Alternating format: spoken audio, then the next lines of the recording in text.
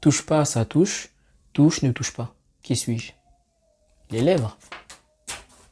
Heureusement pour nous, on peut faire beaucoup de choses avec nos lèvres, comme par exemple sourire, se parler, s'embrasser, ou alors faire blabla.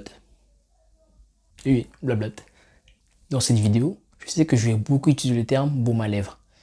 Mais comme je suis un flemmard de première, je décrète qu'à partir de maintenant, on va l'appeler BAL. Baume à lèvres. Simple, rapide, efficace. Pourquoi tu dis pas labello comme tout le monde? L'un des pires trucs que j'ai fait, c'est de sourire en hiver. Avec un ton aussi merdique, mes lèvres étaient tellement sèches qu'on aurait dit le Sahara. Je pense que vous savez à quel point ça fait mal. Et en plus de ça, ça vous laisse en plein milieu de la lèvre une grosse entaille. Non, pas cette entaille-là. Je pensais plutôt à celle-ci. Grosse entaille.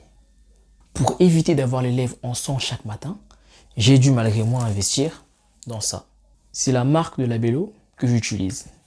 Malheureusement, c'est pas un placement de produit. Mais si vous voulez qu'on parle affaires, mon Insta est dans la description. Vous commencez à me connaître, je suis partisan du gratuit. Mais comme je suis pas payé pour cette vidéo, j'ai envie de me lâcher. De 1, ce produit coûte 10 balles. 10 balles pour avoir des lèvres présentables, mais que bien sûr personne ne voit à cause du masque.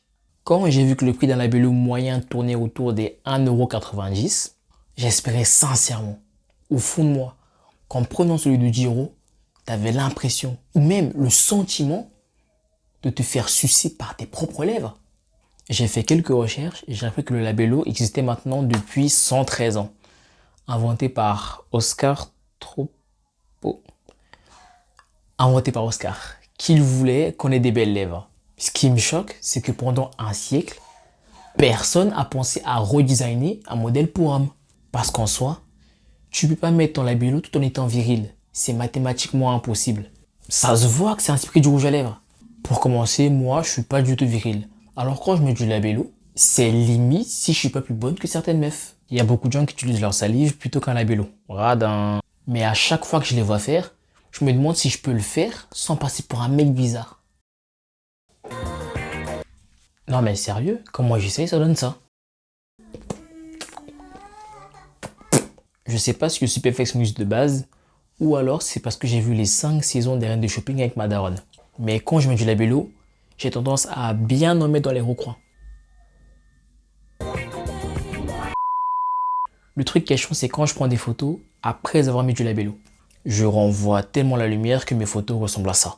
Mais le pire, c'est que sur les photos, ça me fait des lèvres archi grosses. Alors qu'en vrai, pas du tout. Bon d'accord, juste un peu. Ah, j'en ai bavé en 5e. Tout ça parce que monsieur avait des belles lèvres rondes et pulpeuses. Et les filles de ma classe ne l'ont pas supporté. Du coup, elles m'ont surnommé Babine Salée. 7 ans plus tard, ce sont elles qui vont en Turquie pour avoir des plus grosses lèvres que moi.